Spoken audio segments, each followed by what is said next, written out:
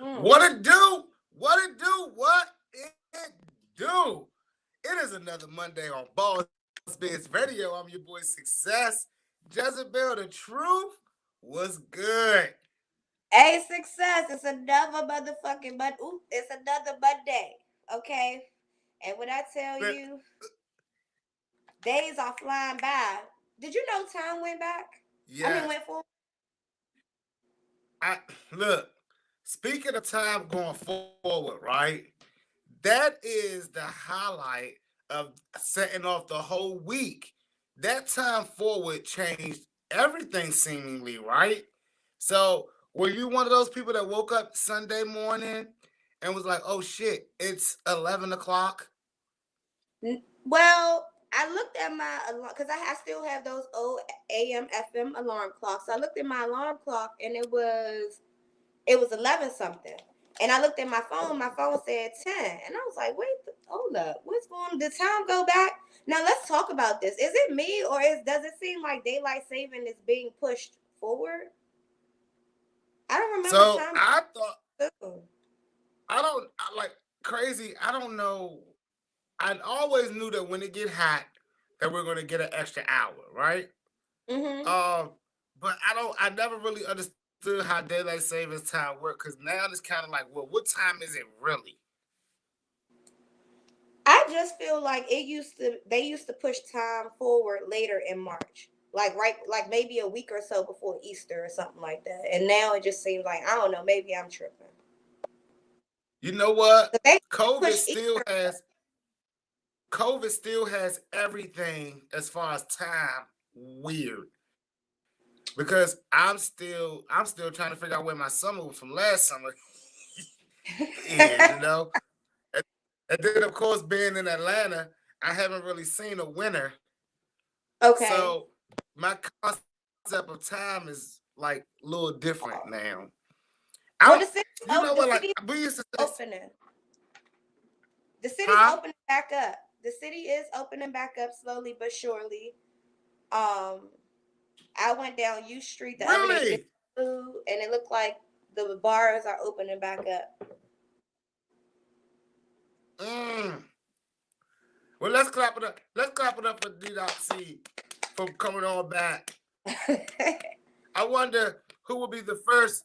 I wonder who will be the first promoter to throw the biggest event, the after COVID bash. I wonder who's going to be the person to do that first.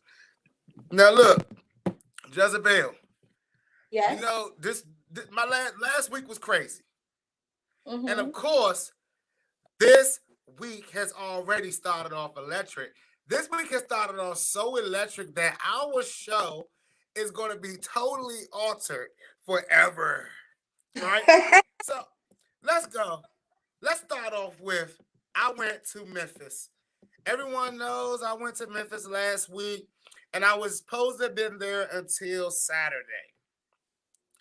Well, I got into Memphis on Wednesday night about 8 o'clock. Okay. Okay. Now, let me tell you guys something that Sixxcess learned this week. I learned about time zones and driving into them and actually seeing them for what they are. I was driving on the road, and of course, I got a car from Georgia's Enterprise, and I started driving that car, and I got to a place that looked like a bunch of mountains and trees and things like that, right? But not Mm-hmm. like the mountain trees that I'm used to seeing. It looked as swampy. So I asked Siri, I said, "Hey Siri, where am I at?" It told us in Mississippi, right? So I said to myself, okay, this is pretty cool. I looked at my clock on the phone on my car, telling me one time, and then I looked at my phone, and my phone was telling me a whole nother hour later. So I learned that Mississippi, Memphis, and all those good states down there are on a different time zone. So Mm-hmm. that kind of fucked me up a little bit because when I got into Memphis, my mental body was on 9 o'clock, 10 o'clock. Mm-hmm. Okay, what's to do? but Memphis was on 8 o'clock. Okay, so they were still like in the whole trying to figure out what to do mode, right? And Mm-hmm. I'm all turned up. And then now the clock strikes 10 o'clock, and my humble host fell asleep. So now that I'm sitting in the hotel, the host of my trip is asleep, and I'm trying to figure out what am I gonna do. So I went down on the Memphis streets and I rode me one and I tried to ride around. Everything in Memphis is closed. Nothing In was open. Memphis? Not no clubs, no nothing, nothing to mingle, nothing, right? In In Memphis, Memphis? shut down, quiet town. At 10 o'clock, done, done. At about 10, I'm like, where money bag at? Where they at? Somebody got to help me figure this out, right? Uh-huh. So now I go back to the hotel and I'm in there and everyone is sleeping and my body just can't go to sleep until I see a 1 a.m. another day on the GPS on the Mm-hmm. time, right? Right. So now we get to the next day and I'm really ready to see what has to open up in the daytime. We ended up driving and spending most of our day in Mississippi.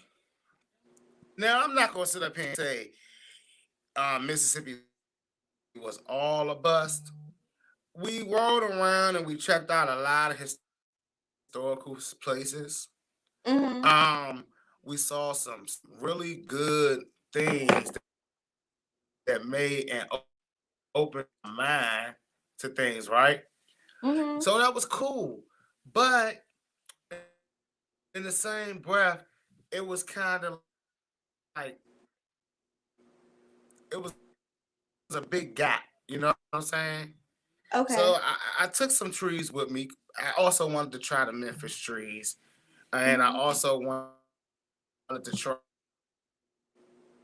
the good old trees up there. Let me see. It says I'm okay. I want to try good old trees there, whatnot. Mm-hmm. Now, Memphis didn't find anything. Mississippi found something. It was okay. It was all right. But about Thursday night, I went on ahead and got in the car and drove on back to Atlanta. It was too Hold dry on, for me. wait a second. You Too left Atlanta dry. Wednesday. You went to Memphis. Nothing. Too much of nothing. I'm gonna try to figure out why I'm glitching. If y'all give me a second, this Okay. is glitching.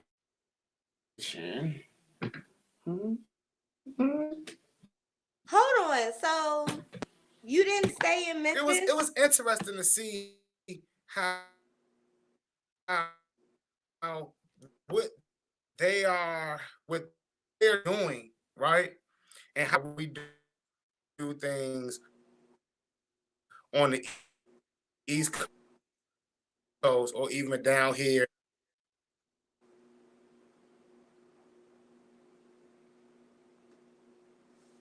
I can't hear you. Hold on, man. Let me switch over this thing here to my Okay. tablet. Okay.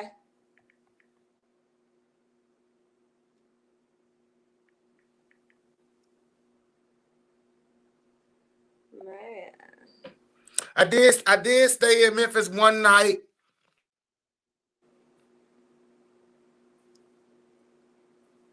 I did stay in Memphis one night. Yep, but I spent most of the time in Mississippi. So why did you? So you said in Memphis everything was closed down, And I didn't bars. want to be in Mississippi, but there wasn't no moves. The producers in Memphis, they had already kind of like out. They wasn't really trying to do any work. Can you hear me? Take a commercial. I Yeah. logged me in on the other one. Y'all, let me take a, that should be better now, right? That is better. Can you hear me now? I can. All right. So rewind. So you said everything in Memphis is closed, shut down, bars, everything, and you said that it was so dry that you turned around and drove back to Atlanta. It was so dry. We had a session with a producer down there, Mm-hmm. and he kept spinning it like, he had things to do. And I really wasn't understanding like what was going on. So Mm-hmm. Thursday night, we got in the car and drove back to Atlanta. Got back to Atlanta about 3 o'clock in the morning on Friday. Set up But when studio did set. you leave? When did you leave it? So you was only gone for a day or two? Not even I didn't even make it a whole day out there, right? So my manager, Rich, shout out Rich, he has this thing that he says, if it's not making any sense, go back to where, go head back. Don't stick around and waste money, time, Mm-hmm. and everything, right? Right. And I've watched him drive to Atlanta, see what the moves are, and then drive back to DC. I've seen him drive to Atlanta. I've seen him drive back to DC, drive to South Carolina, see there's no moves happening, and fly to Mexico, and then fly to California, and then to Miami, and then he's back in Atlanta, right? Mm-hmm. And that has really inspired my way of thinking now. So when I Okay. got to Memphis, I was like, all right, if we're not working, if the producer is going to keep on pushing it back every day, Mm-hmm. you know, mind you, the hotel was just horrible. I'm a stickler for a hotel. Okay. There was only one time in my life that I was like, that hotel not a big deal. I don't really care. Let's just get up there and chill. That's when I went to Atlantic City, right?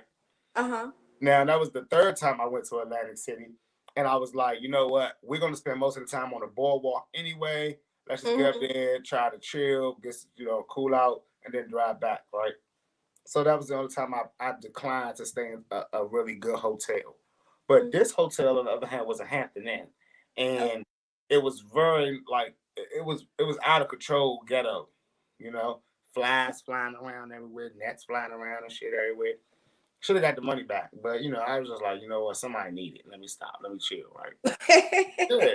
Drove all the way down that joint, well, all the way over there, because it's straight across 5 hours. And it's only Okay. 5 hours because the time jumps backwards right Mm-hmm. while we're driving. So it was just weird, It was weird. Okay. I didn't learn anything. I didn't feel any different than when I left. I took a lot of good photos. I really did Okay. make that a point to go to some spots, take some good photos.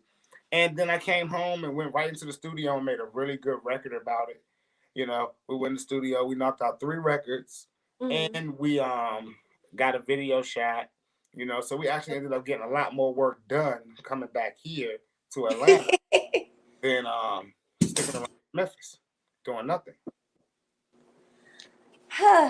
What a Like trip. everyone was so broke. What do You know? you wait? Did you say broke? Yes. Right? Now, I'm not a rich guy, you know, but if you're bringing people to your town and you telling us this is where you grew up, and listen, guys, everyone out there that's going to invite someone to your hometown later, when you invite someone into your hometown and you telling them that you grew up there and you was the man and you're going down memory lane, make sure you got all your shit in order, man. Right. Yeah. Because it just didn't like we was like what do you got where the moves at? When I bring people to DC, it's Mm-hmm. flat out. You know, Yeah. it's flat out. We make sure they in the most packed clubs. Mm-hmm. We make sure they got a studio session booked, locked Mm-hmm. and loaded. Mm-hmm. Whatever they are there to accomplish. We don't procrastinate that shit. So a lot of procrastination happened. But some good stuff did happen. You know what I'm saying? I did lock in with a program director and got some lock in and guaranteement on some placements. Mm-hmm. So that was cool. You know, I did ultimately feel like I could have done that from home though, but Okay. maybe not. Maybe not. So that was a good move. I met a few DJs. I met a few DJs. They were like cool and things like that. All the people in Memphis and Mississippi are awesome and nice. They're super nice, and I love that. So Yeah. there were some good things. I learned some historical things. I actually got to see Muddy Waters' house, you know, Okay. and that was cool. Rode around with Cadillac records and all that stuff and all that good stuff. So Stax records rather. So yeah, that was cool. So shout out Joe Rizzo for that. You know what I'm saying? But other than that, man, we got to do better, man. We can't be wasting people's, you know what I'm saying, hard earned time. Like not money because it really didn't waste any money, but the time was wasted. Yeah. But His money. so you know, I missed so much on the road, right? Right. That when I got to my actual update of life, Mm-hmm. the things that happened while I was in Memphis astounds me in that one day, 2 days rather, 3 days, whatever, that I missed, cartoons became under fire. Now, what's up with that? Jezebel, my man Pepe Le Pew, the skunk, was kicked out of Space Jam 2. Why? Well, so he does give off rapey vibes as he tries to attack the cat all the time and gets the stripe on her back. But it's a lot deeper than that. The actual creator and person who made that character, Pepe Le Pew, is under investigation for sexual assault charges. It doesn't help when you're under investigation for sexual assault charges that your main character is a rapist or a persistent creep, as the ladies are He's calling it. not a rapist. He's So just and that's what I he's told you. French. So that's what I said. And I said that if she was a real skunk, she may have liked it. Mm-hmm. She didn't know, allegedly, she didn't know that she was sending off the wrong signals with the paint on her back, and couldn't tell if it was a skunk or not. You know? But these situations have brought all of the cartoons under fire. Good Lola Bunny had to change her whole attire. She can't even wear the skimpy basketball outfit no more because they said that was too sexual and too sexualizing to a character, to a cartoon character, and to a bunny. Apparently, some bunny somewhere wrote to the good people and said, "Hey, we don't dress like that." I don't know, but there were some other ones. Speedy Gonzalez, What our did he good do? our good friend Speedy. Apparently, the term Andre, arriba, arriba, arriba. That means hurry up. Let's go. Let's go. So I never took Spanish, but apparently Spanish people don't like that. And it's, Ándale. and it's That not means hurry up. and it's not how they talk. You know, so Speedy had to go. But let's just go down the You line. are joking. No, I wish I was, because there's some other cartoons that are now under fire. Miss Piggy, Paw Patrol, and other cartoons like What this. Miss Piggy do? We still trying to figure out. I don't know. I don't know. You know, like the so this is the thing, right, Jezebel? It's our age group that's canceling these shows. Can't be. Gotta be the generation after. Cause those are most of my favorite characters. Pepe Le Pew, Speedy Gonzalez. Where'd he go? Roadrunner. Like did he just pull a super move and disappear? But that's crazy. That is crazy. Hold on, y'all. This is mm. Where he go, y'all?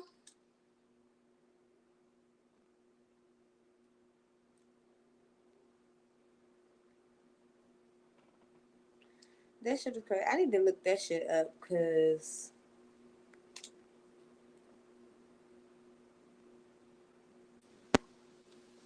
Young. What in the ghetto is happening today? Listen, everybody that's watching, y'all, I think that Walt Disney himself has something to do with that. I mean, my iPad just cut right off in the middle of me going ham, right?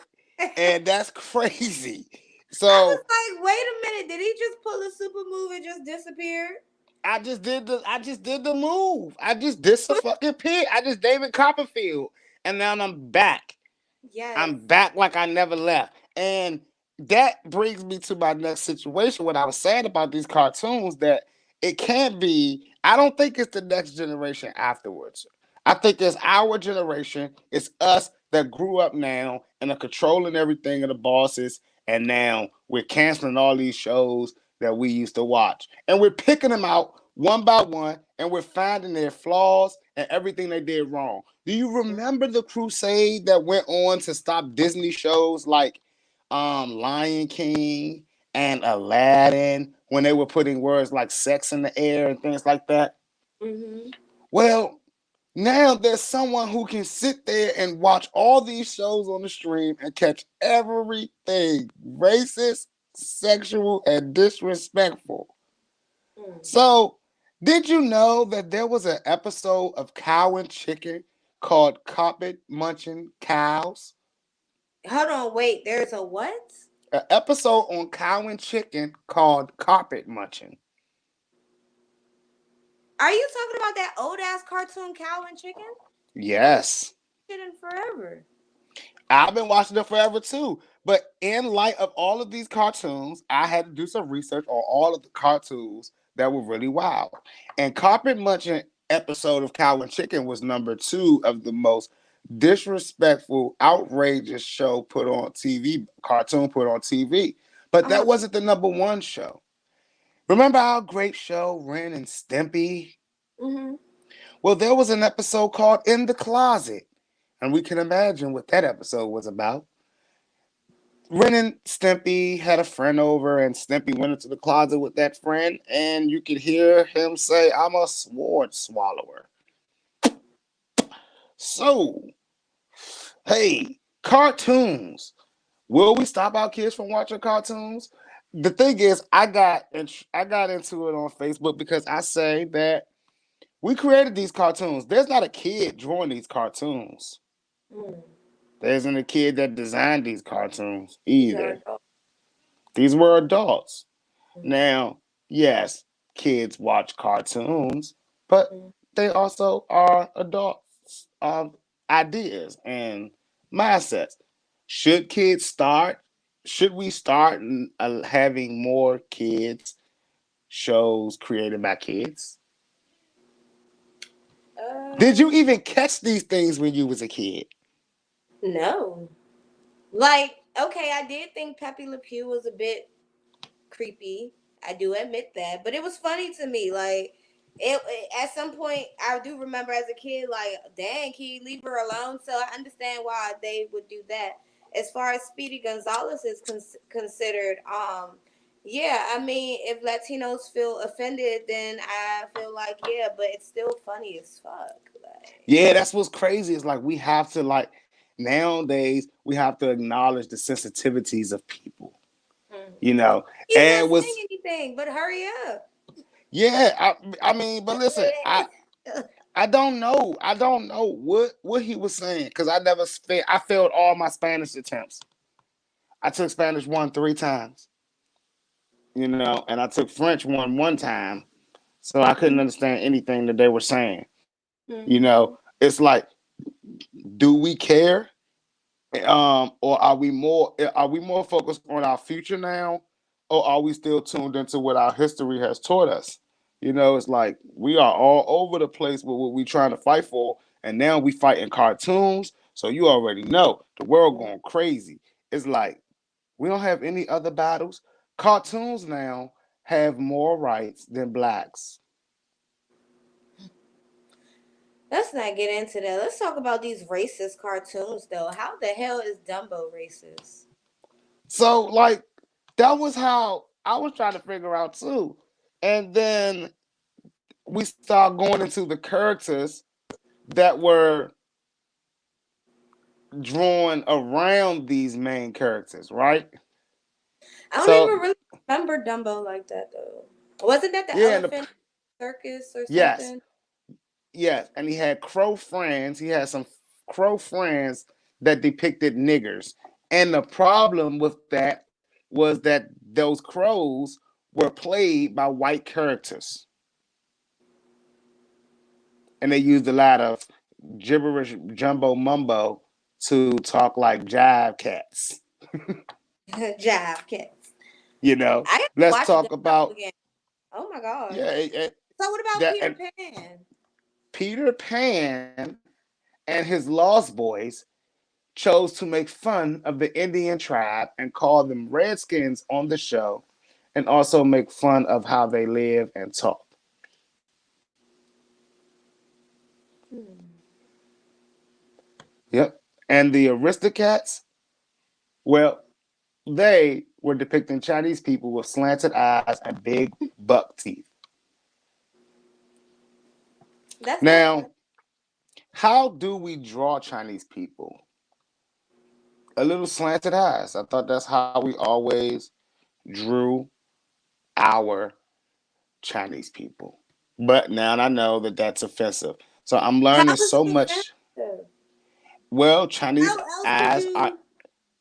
they're not slanted. They're I don't know what the right term is, and we're gonna have to get a Oriental person to chime in and My tell us eyes what are type of my term. eyes are slanted. They're like this. Yeah, look, all of us say eyes low like an Asian when we get fried. You know what I'm saying? Looking like I'm Asian, like I'm from Tokyo. You know what I'm saying? That's what we say. Look like I'm from Tokyo. Now, look, I'm gonna ask you a real crazy question because you're a female, and this was something that was pretty interesting here, right? Okay. Little Nas X says weddings are dope, but marriages are like bondage. We should have more weddings and less marriages. So to me, as I'm getting older and I'm learning the difference between the two, like the wedding is more so the celebration. The marriage is actual the commitment. It's a piece of paper. And some people don't believe in pieces of paper. For me, I want two weddings, one marriage. Two weddings, one marriage. Now that is a good conversation. Explain that to me, to Well, us. for those of you that don't know, I am West African. So I do want to have an African traditional wedding with my family and everybody. And then I want to have, of course, y'all know I'm born and raised DC, uptown all day. So I got to have my American wedding too, So both parts of me need to be, expressed in my weddings. Which now out of those weddings, which one costs more? A West African wedding or an American traditional wedding?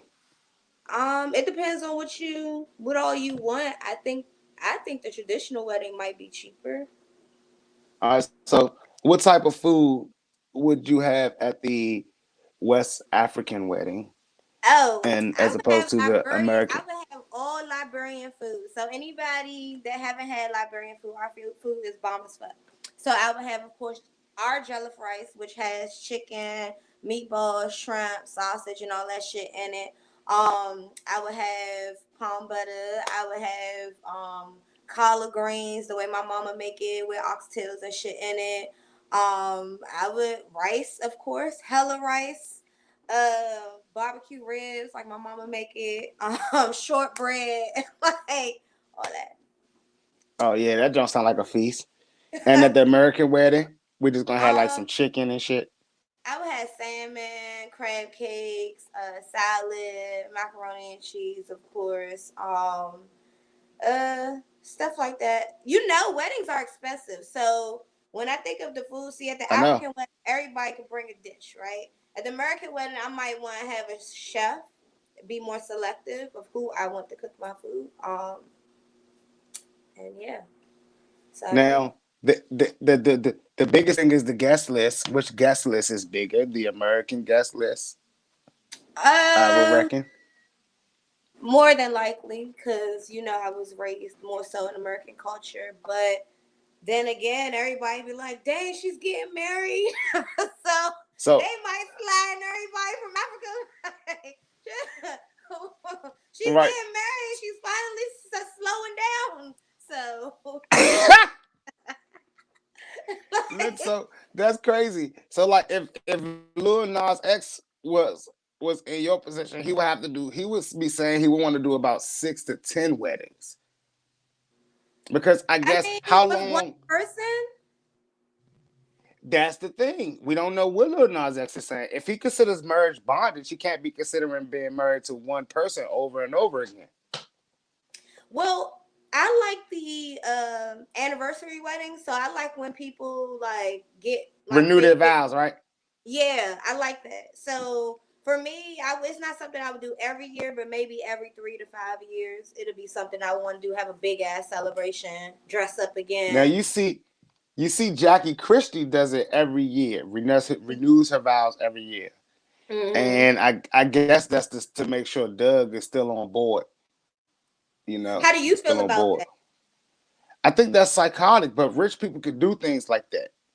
What do you mean? It's like, why do you Every feel like it's year, psychotic? look, every year to be getting renewing your vows every year is kind of like wow. Like what changed in the last 364 days that we gotta do it again? You know, let's It's like I can an see 5 anniversary. years, 10 years. I can see every 10 years, every 15 years, maybe. But every year is a bit much. I mean, But I'm it's like, like yeah, I said it last year. it's like an anniversary. Don't you celebrate your anniversary every year? Yes, but it doesn't Oh, cost me 10 to 20 grand. A wedding is about 10 to 20 grand. I heard. Yeah. And I've seen some people say they spent about 5,000 on them. Now, me, I went to the justice of peace, and Mm-hmm. handled it like a man. Weddings are expensive. Plus, I didn't know like I was going through that whole. Everyone wanted to be the best man, but nobody was the best. Was for that slot, things like that. And now, me and my wife been married 15 years, and Mm-hmm. half of the people that I talk to that wanted to be best man, I don't even talk to anymore. Uh-huh. So it actually ended up being a good thing for me. You know. Now, For you. Now, do yeah, you feel like you might that's something you might consider in the future? yeah, I want to do a renewal of our vows. I Mm-hmm. want to do a big ceremony. And that for me is the look we made it type ceremony. Mm-hmm. Like hey, we still here type thing. Because in the beginning there was a lot of people that was like, "Hey, no way, it can't make it. It ain't gonna make it. Paying money to kiss in front of people, exactly. And That's now what we you get to guys do that on. think a wedding is? No, I'm not gonna say that because I don't want any of my female viewers to believe that I feel like that. But what I am gonna say that weddings are for women. Yeah, definitely. It's for them to like show, hey, somebody took me off the market, and the more money that you spend on that wedding in their mind tells them how much you value them. You know, and Mm-hmm. that's crazy because even on it's whatever level you on. If you're like a guy who works at Walmart and you propose to your girl and she knows you make 20,000 a year, if you spend about $5,000 on a wedding, she's gonna think that you went above and beyond. You spent about 4 checks on the wedding, you the man, right? Yeah. Now, of course, the more money you got, the more money you have to spend on that wedding. And your girl that's marrying you, she knows how much money you have, Mm-hmm. you know what I'm saying, or an idea of how much money you has. So that value of where you really place her is based on that wedding, you know. So for me, I think that I gotta do it because the wife needs to see that. I'm treading lightly.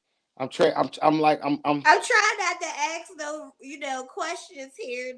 I'm trying to save them too, Curtis. like so So yeah, I'm gonna definitely do the ceremony because the wife, I need to, you know what I'm saying? I want the wife to have that moment. I don't want to rob her of that. Yeah. It's wild like that, you know. Okay. But So shoot, look, hey, how do you feel about women paying for the wedding? Like, is that something you guys like are open but to? Um. that's the thing, right? Because Mhm. you, like you said, you want a traditional wedding, right? Right. Hmm. But traditionally, the bride of the father is supposed to pay for this wedding. Hmm. So that doesn't happen. That doesn't happen because in a lot of our communities, the father is not around. Hmm. You know, and he so now it kind of like, all right, this isn't a traditional wedding. So so guys should be allowed in those type of situations, and most of them now are like that, right? If there isn't a Hmm. situation where that girl's father is paying for it, because that's a traditional wedding, in that sense, Hmm. it's not a traditional wedding anymore. So anything that happens is like fair game. It's like Right. however we do it, we do it. You know, just don't break the man's pockets, and then be ready to lead a nigga, or try to put him on lockdown 5 months later. 'Cause that's where a lot of stuff get. I be seeing people spend a hell of a lot of money on weddings and be Mhm. getting divorced. You know, Okay. and I see people that don't spend Last anything on question. weddings stay together. Last question in regards to love and relationships. How long is too long to keep a man on sexual punishment? Man, shit. Okay. So speaking as a man, too Yeah. long. Too long is the minute that it starts. Like, for real. I What do mean, you like, mean? So once like you a already have day? started. Listen. Now, I don't think that putting men on sexual punishment is even something that should be allowed. I don't think that sexual punishment should be allowed. That's just something that is way crazy, because what it's saying psychologically, when a woman or a man puts their partner on sexual punishment, is that you value, that the partner values the sex more than the one that's putting them on punishment. Hmm. You know, so what in my head, and I don't want to have to go out here and start living by this theory, because my wife would never put me on sexual punishment. But what I am saying is that if you're putting me on punishment, you're saying I can go without sex. I don't need to have sex with you, but you need to have sex with me. So that automatically puts us in a cycle competition. Men are very competitive, you Hmm. know. And a man's first concept when he's on sexual punishment is, if she says that she likes sex, then she's got to be getting it from somewhere. Yeah. So that automatically starts the argument. I think that a lot of people's relationships, if they had more sex, they would be way less likely to argue. Even when they are arguing, sex just has a way of stopping that. You know, it has Mm. just has a way of making that thing feel like, it's nothing. You know, so Okay. some people just need to think more about when you're in relationships, because that is powerful. Yeah. That's a really powerful question, and a really powerful subject, because a lot of people don't understand the power of that. You know, the power of that, and putting somebody on punishment. Shoot, when you was a kid, when your parents put you on punishment, you resented them for a moment. And the more times you was on punishment, the more distance that was really creating for you guys, you and your parents. I mean, think Right. about the kids that stayed on punishment. They're like, fuck my parents. I don't talk to them. You know? Uh-huh. So it's all the same thing. You know? It's Okay. all the Well, same thing. So life is what you make it, you know? A I box like a box of how chocolates. that. A I like how you put box of that. chocolates. Now what's what's crazy is our world is opening back up now, right? Hmm. Let me see if so our world is opening back up, and they're going to send our kids back to school. This world, is it ready to open back up? Do you think those vaccines are helping? And would you send your kid to school in a bubble? What do you mean in a bubble?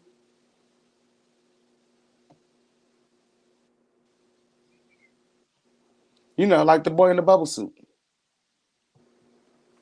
Let me see. Mm. Uh, You know the boy bubble, the movie. I'm looking. Oh, okay, I see it. I see it. I see it. Um, I think that is.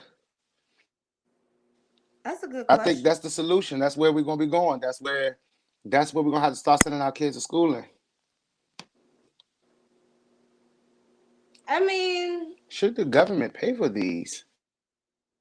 now are they forcing the kids to get vaccinated?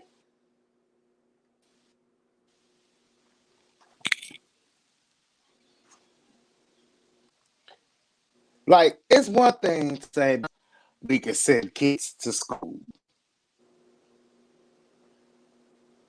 Six, you're glitching again. But it's another thing to be trying to notice. I'm trying to figure out why am I glitching. Let me try Oh, you can hear. see whenever I use something besides this iPad. Give me 1 second. Yes, I can hear you good. Give me 1 second.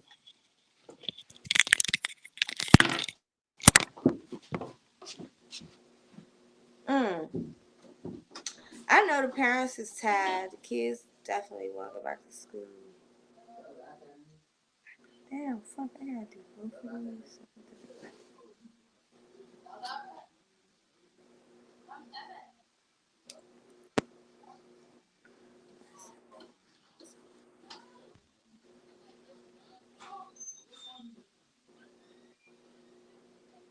Hold on, guys.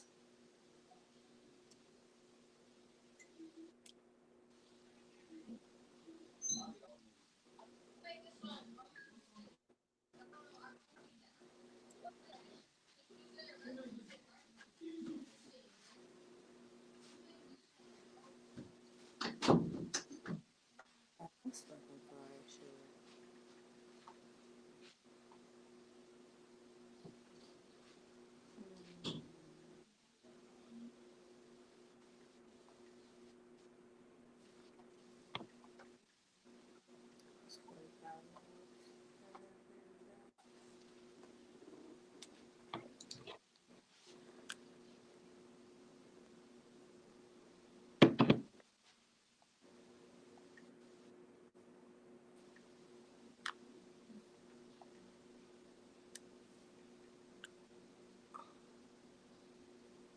Let's see.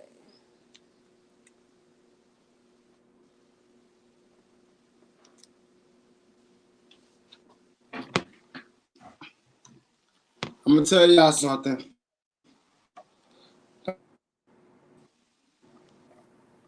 Mm-hmm.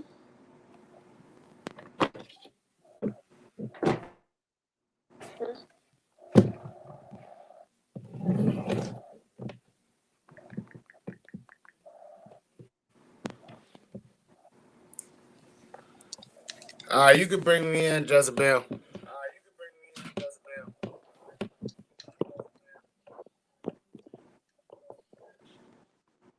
Now, I'm gonna tell y'all one thing for certain. Three things for certain. We should be back now. We shouldn't have any more glitches. How I sound now? You sound perfect. Yeah. Let me tell you. Let me tell you how what this thing is, right? So we have 3 iPads in here, right? And all of them seem to be mysteriously hidden. Now, I have all my kids here, and they're all doing online gaming right now. That's Mhm. what causes the glitch in my system. So I had to use my iPad, and they killed all of them for some reason. Kids will do that to you. Now, the bubble. Right. I'm going to start. I'm looking into those suits and seeing how we can get some for the kids. But like I said, they're assuming because the adults are in the clubs and everyone is out partying that they can open back up the world. What do you think about the world opening back up? You ready for it to open back up? Um. Well, I've been living my life regardless, so I am. The thing that scares me though is I'm ready to leave the country, and just the fact of me going somewhere and having to quarantine before coming back for 14 days, if I'm not vaccinated, or stuff like that, is pushing me more towards getting the vaccine, because I need to be able to move about freely. But at the same time, I don't know. I am ready for the world to open back up. Like, how we gonna make money if we can't do nothing? I know because this little $1,900 or whatever they give everybody a month, or $2,000 or $3,000.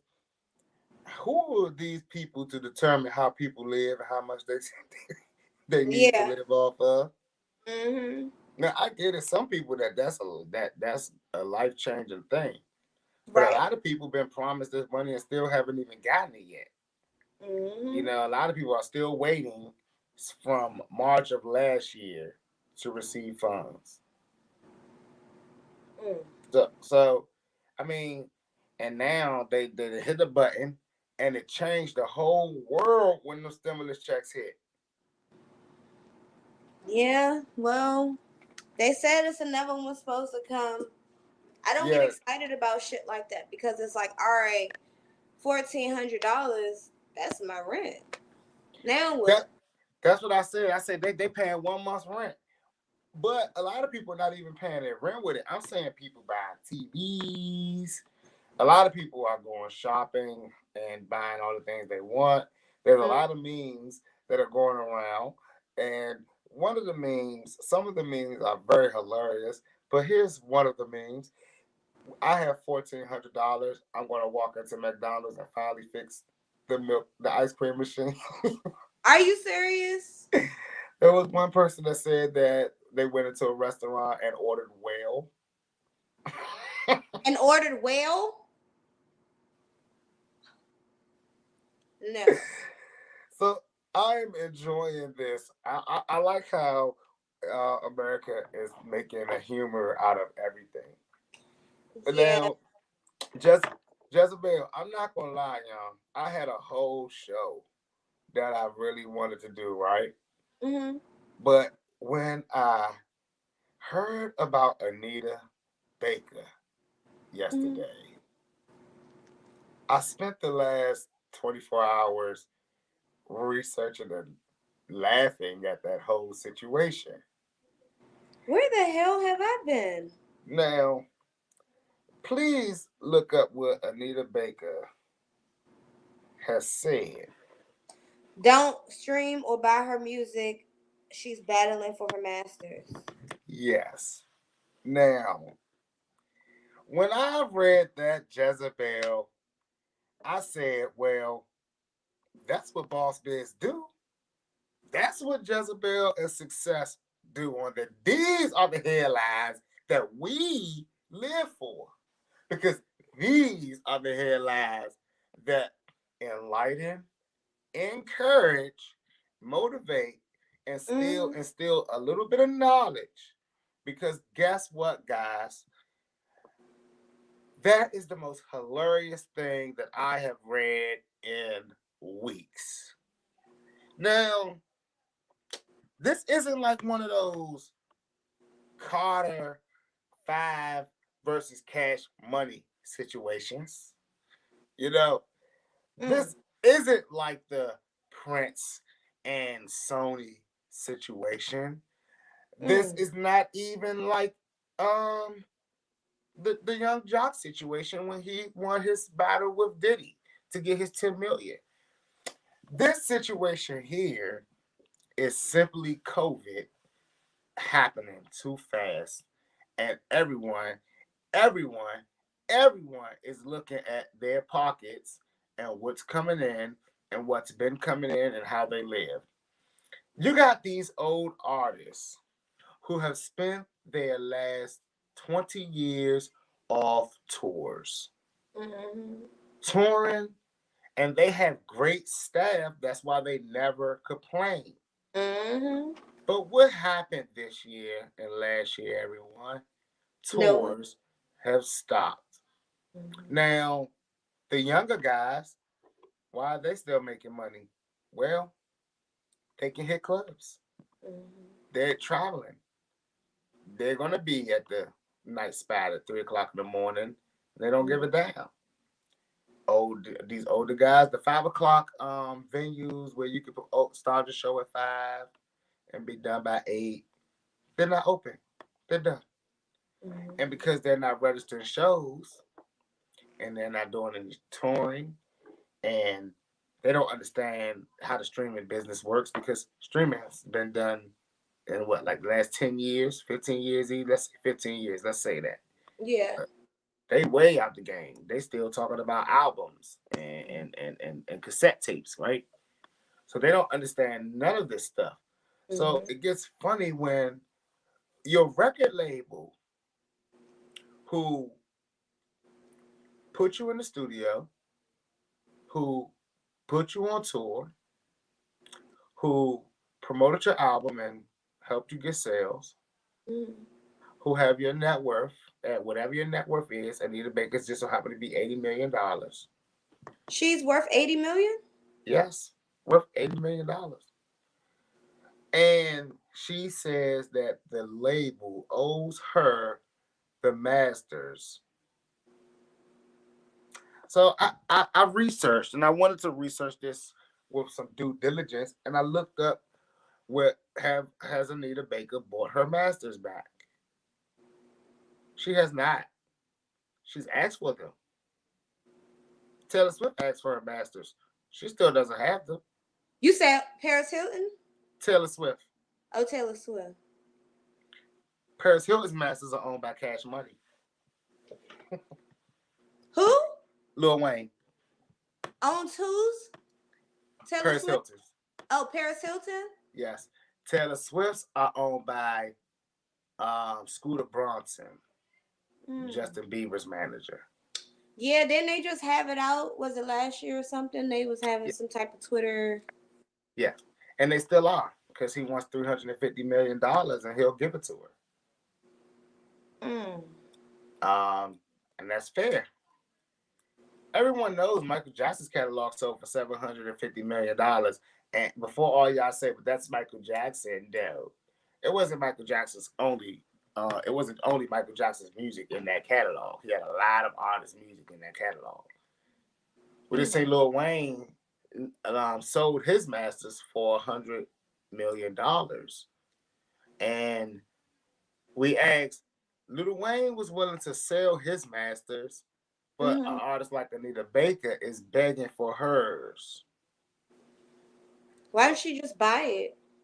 Well, she probably can't afford it.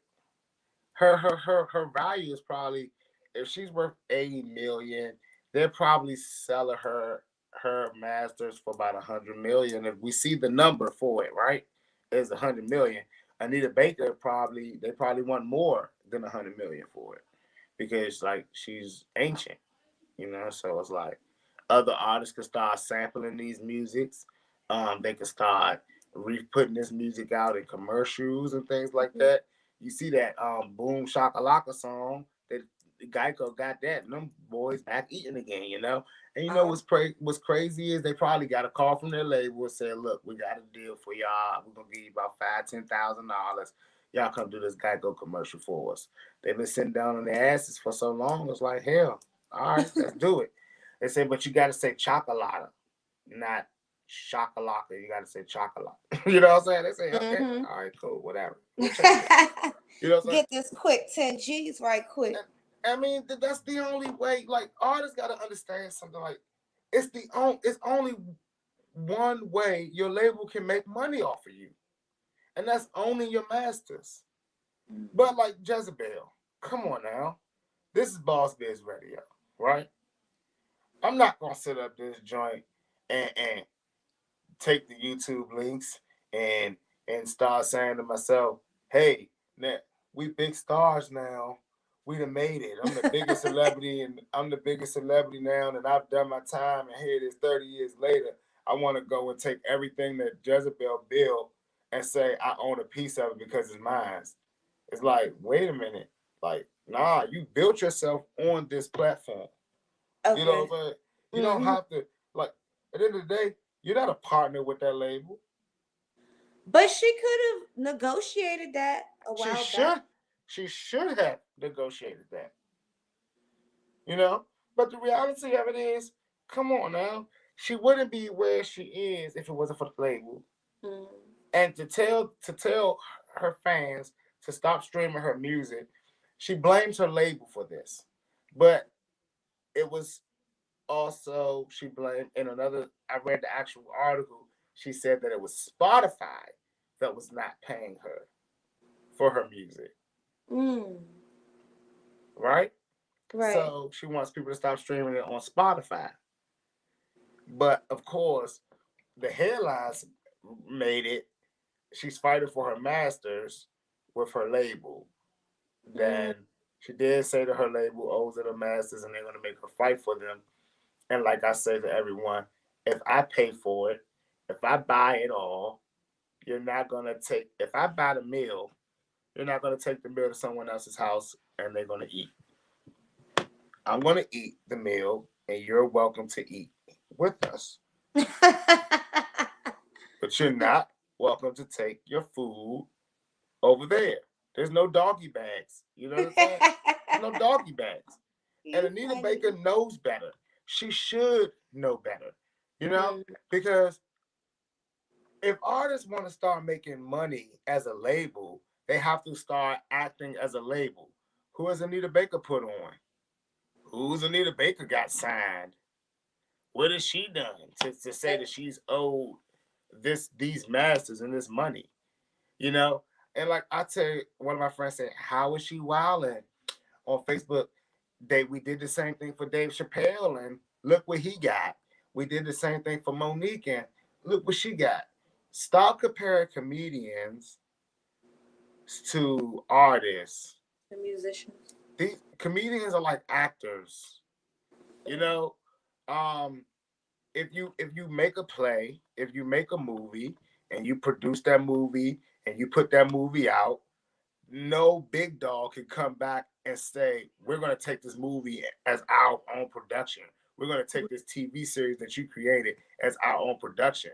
Like, there has to be a contract. How many episodes? How long is it going to be aired? There's also some rerun episodes maybe worked in that thing too. You know what I'm saying? Yeah. But at the end of the day, that's all stipulated in a contract. You know what I'm Mm. saying? These when these actors and when these people come into these things, Dave Chappelle created the Chappelle Show. You know what I'm saying? Dave Chappelle can't come to them and be like, "Y'all still owe me for half baked." Every Yeah. time, like, come on, so like he created the Chappelle Show. Netflix could put half baked on Netflix. They could put half Mm. baked on there if they wanted to, or whatever other movies he played in. They just can't Yeah. put the Chappelle Show on there because he created that. He was already paid for that content. He gave them and delivered on it for what he needed to use for. So now you can't go back and reuse it. You have to, like you said, renegotiate the contract. But with music, on the other hand, when you sign with a label and that label publishes your music and markets it and distributes it and puts it out to the world, and you become a global success, that same energy is what you have to keep, you know? And Mm. Anita Baker is wilding because she's not keeping that same energy now because she's losing on the things that she knows that she really relied on. You know what I'm saying? I can't tour. Well, damn, I made 20,000 last month. How this time last year? How I only make 5 this time? Well, you haven't done no shows, Anita Baker. Now, get on your verses, get on your live, set Mm. up a show. don't complain and take away what your fans have. The only thing they have is your music, and now you don't want them to stream that. You know, when I heard it, you know what I said? I said, people still streaming Anita Baker's music. I Yeah, guess I was just thinking. I was like, I'm still going to stream it. Like, what do Sweet you Love think? is still in effect, you know? So, to all the artists out there that's thinking that Anita Baker is doing the right thing, I'm going to tell you this. If you want your masters, I want everyone that's out there to Google what does it mean to own masters. I have, and I already know. But to own masters, one has to fund the project. And y'all all know, all y'all artists out there, before y'all get the capping, before Captain Cap and Cap Rooney and the Capeteers come up here and start capping away, no artist is funding their own project that is signed to a major label. Because if they were, they wouldn't be signed to a major label. And I'm going to say it again, no artist signed to a major label is funding their own project. The minute you take that advance, the minute that you get into their studios and work with their producers, the minute you do all that, the minute you slap their name on that nice little P underneath of your copyrights and things like that, that little P means published by. When you see that, those people own that music. And unless you as an artist have a publishing company and are a publisher of your own music, you will have a problem. And let's just be clear, even if you are the publisher of that music, you're capped by yourself. You know, Yeah. whatever you think that you can do because you have a name, you're capped by yourself. There's a lot of things that you're not gonna know. A label makes millionaires and a top dog on that label because that's the competition of it, of how the world works. When you're signed with a label, it's 50 people, and your job is to outsell all those 50 people so that the label can fuck with you more. You know what I'm saying? And if you put yourself in the top 5% of that label, top 10%, you're gonna be good forever. If you put yourself in Yeah. a low tier, you're gonna be having a little problem. Now, but even if you are a publisher of your own music, you're capped. If you don't know how to get out there and sell your music, you don't know how to get your music placed in movies, if you don't know how to get your music placed on video games, get your music placed on YouTube ads and YouTube placements and things like that, there's a lot of things that you have to know. And that stuff takes a lot of time to learn. So you have to be willing to even start very early in your life at like 8 years old, 7 years old, so that by the time you're 17, you're ready. Because if you're starting around in your 20s, in your late 20s, there is a 10 to 15 year learning gap and learning curve before you start making money. The people that are blowing up and making money fast, they're signing to people who have already eluded and been through this 10 to 15 year curve. So when you say, I want to be indie, I want to be my own boss, and I'm going to do this thing my way, well, you're saying to yourself, I'm about to go on this 15-year journey before it pops off. And popping off, and my saying it now is to the sentiments of what you guys call on. And like Jay Money said last week, on is when you can turn on any station, any show, anything, and see you on it. Right. You know what I'm saying? That was really a good way to break it down. But I like to say, I mean, this is my only challenge with that terminology because it still puts a misperception in y'all head of what on is. Because on is in you guys' head is always the same thing and no one wants to address it. It's the idea of living off of whatever it is you want to be doing and you living off of it successfully and making your coins, making your bones, and doing whatever you got to do. So when I sit up here and tell you you, you work a full-time job if you're a musician. And if you're doing it right, and if you're taking care of all your paperwork, that's a full-time job. Now, you either a part of a business that's big and franchise that's going to help you with all your stuff, or you're going to try to do it by yourself and make yourself a business and hire the right people to make sure it's done, because no one man can do it. You Yeah. know, so when I hear um artists that are older saying that they're old, they're masters and they have these rights, I ask myself, where, why, and how? How do you feel these ways? You know, it's scary because they real life be believing this. You know, you see Styles P was complaining a couple of months ago about his music and his stuff that he's not getting. And I'm really trying to understand, like, and I want all of you artists that's listening out here. I want all of you artists that's looking and paying attention to understand this. If you're not funding the project, then you're not owning the masters. And trust me, paying to go into the studio and paying your producer for a little beat, your little lease, or even if you give them the money for exclusive rights, is not paying for the record. Okay? Like, that's just funding, putting some money up to go to the studio and things like that. Like, you got to actually, if that label puts any money behind marketing and promoting that thing, they funded the record. Anything that, if anything that they do to create legs to that record is their work. So until they done with it, they never gonna let you have it. And a lot of artists, you know what's crazy, when artists start asking for their masters, if everyone starts paying attention, I want people that are not artists, I want just the fans, the viewers, to like really look at when artists start complaining about their masters and look at what happens usually after they get them.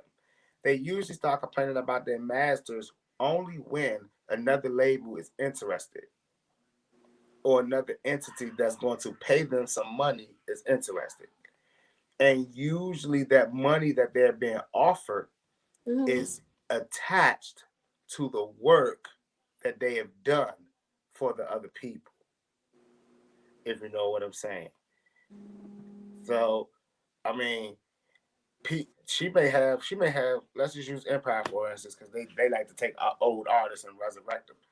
Let's just say she has Empire at her door, and Empire is telling her they want to give her $100,000, $100 million to sign her, but they want her catalog as well. But now she goes and realizes, oh, Def Jam, the Universal owns my records. Now she goes and say, look, Universal, um, mind you, Universal's gonna already know this before she walks in the office. But she's gonna walk in there and she's gonna say, look, I'm about to go sign with Empire, and I want to know if I can have all my masters and everything, because I want to take my whole catalog over there. And they're gonna say, no, Empire is giving you $100 million. We already know how much Empire is offering you, because this is a small world, a small business, even smaller, right? So we already know that you've been offered $100 million. But why should you get $100 million only on something that we did? I mean, but she sung. Yeah, she sung, and they pressed the buttons. What if she sounded like this before her engineer that was paid for by her label took care of it? What if she said, "Sweet Lord"?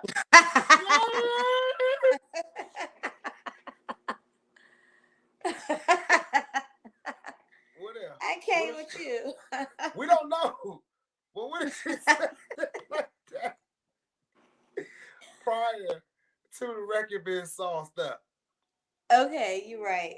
I mean, like, and I want to know, like, I honestly want every artist that's talking about what their label or the labels are such a bad deal and such a bad place and such an evil place. I would like them to look back at their life prior to said label. Facts. because I watched a lot of their bios and like or read a lot of their stories. And all I'm talking about how they was coming from a shitty place. You know, like none of them would trade places. None of them would trade places with anybody where they're from right now. But yet they're owed something.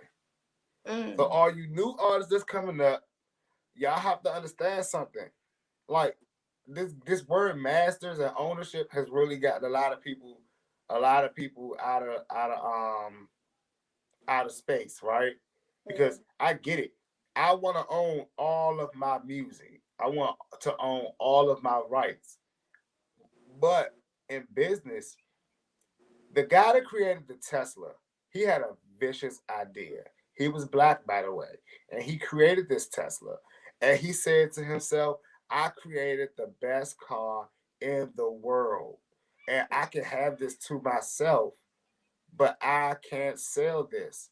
Then some rich man said, I can and make you very rich in the process. Yeah, help me sell this thing. Help me get Teslas to be the next big car, the biggest car in the world. So then you don't hear the black guy from Tesla saying, "Hey man, Teslas is not the biggest car in the world." You know, these in business you create a business to sell it so it can be forever. You know, like no one no one that's like keeping their own stuff. Mom and pop stores stay mom and pop stores and look the same way forever. Have you ever seen a vicious big old mom and pop store grow and get the roof expanded No. and get the doors all upgraded every year and you see new places and like mom and pop now they got the new buildings down the street. Mom and pop be struggling, but they want to do it on their own. And there's nothing wrong with that. You know, there's nothing wrong with that. Doing it on your own, you can survive. But we're talking about millions. I'm talking about a multi-millionaire saying that she's owed more. Greed. So that's why I say, yo, Anita Baker wilding. And any artist that's crying and saying that they owe masters is wilding. The artist Kasha, someone said, didn't she do the same thing? And I didn't know. I didn't know because I don't really stay hip to. Who is Kasha, the white girl? Yeah, the white girl, that pop artist that does Kesha. the pop. Yeah, Kasha, whatever, right? But when was the last time we seen Kasha? Before she was on that show. Wait, Well, she owns her master. She owns her masters now. I guess that's what it takes. She owns her masters and she's not doing no music. What is she doing? But let me tell you what's another thing. Let me tell you what really got scary for me with Anita Baker begging for her masters, right? Mm-hmm. Y'all already know what I say on this show, what happens when you start taking your masters back from the label. So we gotta be on watch with Anita and make sure she good. Keep her in our prayers because the industry is treacherous. They be taking these old artists out when they start begging for their masters. Little Richard, Michael Jackson, Prince. So, shit, wow, man. Be careful out here. You right. I didn't even think about it like that. Yep. Look. Someone say, when I get that direct, look, Shaq says, when I get that direct deposit of $1,400, I'm going to SeaWorld to ask how much for freedom. And it's so fucked up because those animals are starting to get so, animals are on the list of being protected, and you see that they are starting to clone endangered species and things like that. Yes, endangered species are being cloned. So I'm not even going to go into For what? Listen, they want to save the animals, right? Listen, like I think that it'd be cool to start cloning them because then it wouldn't be any more endangered species.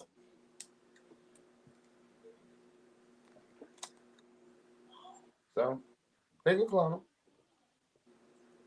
They're gonna start cloning people next. One day, Jezebel, you're gonna be traveling aboard, and you're gonna see another Jezebel right there. She'll be like, looking right at you, like, what? Yeah, no, I ain't ready for that. I mean, it's bad enough they cloning the food that we eat, and I'm still stuck on that. Man, look, I ain't gonna lie to you, young. That shit y'all like blew my mind when I started peeping how they was cloning fruit. I didn't know that they was cloning fruit. Cloning fruit? Yeah, and food and all that stuff. I knew about the meat. I ain't know about the fruit. They cloning everything. Bananas, grapes, I knew about the banana stuff. strawberries, so the grapes is totally different now.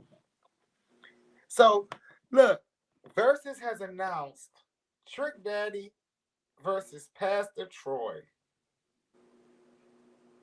I'm here for What it. in the hell is that Verzuz gonna be like, Jezebel? Give I me mean, I the think Trick Daddy. it's too, like, Trick Daddy is more upbeat and Pastor Troy is more, we ready, we ready. Oh. Yeah. Pastor Ready Troy, for war. Pastor Troy and Trick Daddy have 4 songs between them that I want to hear maybe. Well, that Now I Pastor. would actually listen to Pastor Troy before I would listen to anything Trick Daddy has. Yeah, Pastor Troy. I was hard on Pastor Troy.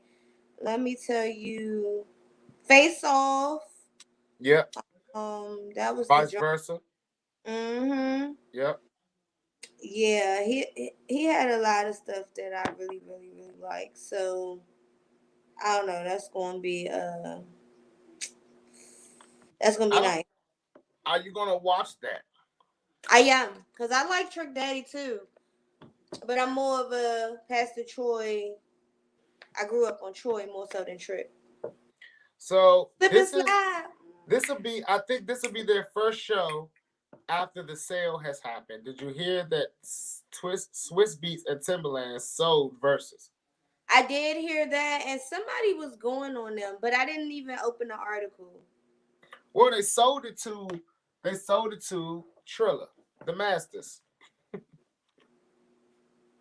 What do you sold mean? the show to Trilla. Okay. It was already on Trilla Network, but they Mm-hmm. sold it to Trilla for shares and interest in the company. Who was going on them? Because somebody was like, that's why black people can't do something because they're always doing something. And I'm trying to remember. Somebody was mad that they sold it, and they was talking about them in a derogatory way. But I And don't that's remember. and I mean, like, at first it was hilarious. I thought when I read that they sold it, I was like, wow, they used that platform to and did some shit for themselves, right? But then when I read the deal that they sold it for shares and interest in the company, it's kind of like they didn't sell it. They just partnered up and became now, they kind of like have ownership in Triller now. So it's kind of like just moving up in the company and The taking a bit. app Triller? The Triller app. Yes, streaming service, streaming network. I So thought now everybody they are part owners of it. Triller. So I'm cool with it. I'm cool with them selling it. But like I said, people, that's the business game, right? We have to make things to sell them. We can't make things and hold on to them. We can't keep them. You know what? You rung that bell in my head a while back. It's like we all do things, but do you do things to stay stagnant or are you doing things to grow? And it's like with that move, it's like a growth move. The same thing with Jay-Z partnering up with the dude that owns what, Moet or something. Yes. Like at first I was like, but then I was like, it counts for something. It's growth. Yeah.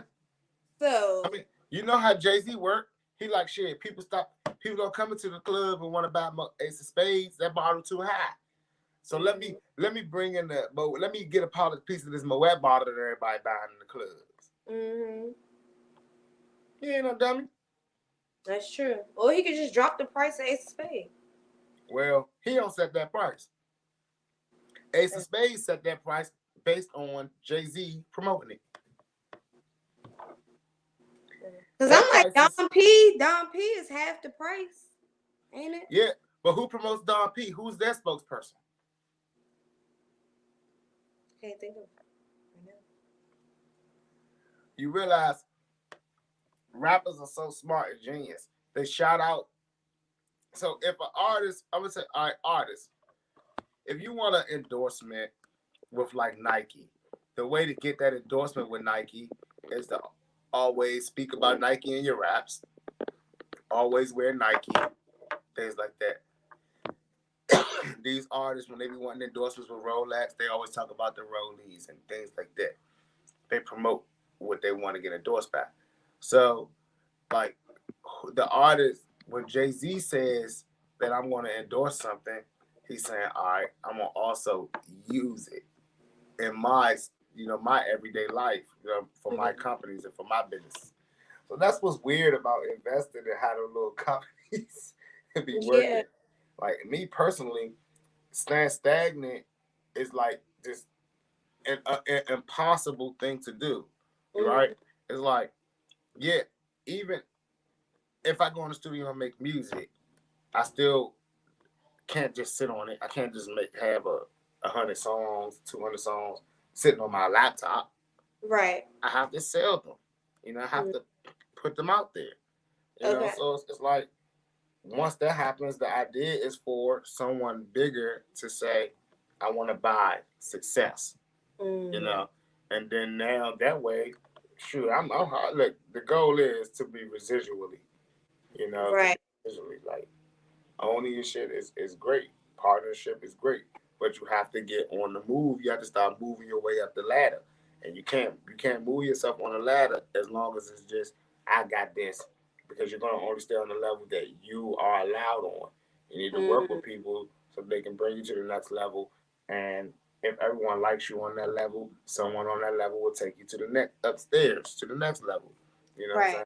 If they all hate you on that level, you may get to stay there because your person brought you on that level. Or they may tell that person, all y'all got to go and all y'all drop down. So this game is interesting how you got to play it. I thought it was genius that Jay-Z did it with the Moab bottles. I think I thought the Verzuz move was genius because it's only so big the Timberland and Swiss can take it. Yeah. That's true. And that joint was capped. That joint was like, they was already, like, a lot of people don't know how things work behind the scenes, but they was already putting a lot of money behind that thing. So now to just be able to set it up and Triller pay the bill, hey, I ain't got to pay the two artists that want to do the verses. I can just have Triller pay them. Hey, we ain't got to worry about going through and securing licensing. Triller got to do that. Hey, all that perfect. Yeah. Perfect. So we gotta start thinking that we can't be out here wilding like Miss Anita Baker is, y'all. I know y'all hate me on Facebook right now, but oh well. Now, Jezebel, we at this time I like to talk about the Sixxcess Express question of the day. Now, this question was a good question and a very interesting question. It may be a two-part question, but I want to try to answer it in one swoop, right? So the question was, if the artist makes a video to their song, but the videographer is putting out the video, how is the artist getting monetized from said video? Well, all right. So to repeat the question, if a videographer is recording a video for the artist and the videographer puts the video out before the artist, yes. How would the artist get monetization? Yes.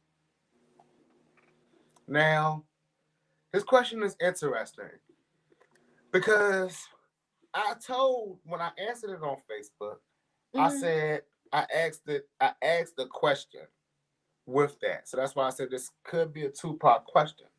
Okay. My question was to the artist, who has the bigger platform?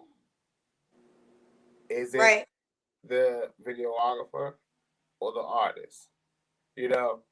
So I guess in retrospect, what they was asking, how can they get paid if this videographer's putting their video out, and should they make the videographer take it down? And I simply explained to them, is your music registered? Um, because putting your music on YouTube isn't going to register who gets paid for that record anymore. You're talking about one's YouTube channel when you're asking about monetization. Mhm. And the reason why I ask whose YouTube page is higher, because if you're an artist with less than 1,000 subscribers and less than 40,000 watch hours, then it doesn't matter if it's on your page either. You won't get monetized from YouTube. Mhm. If that videographer is under this in the same situation as you, no one is being monetized from YouTube on that video.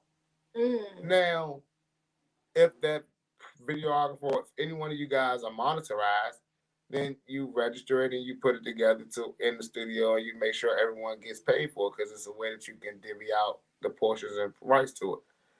Now, if you're dropping this music to this video, it's already marked and coded, right? With your content ID.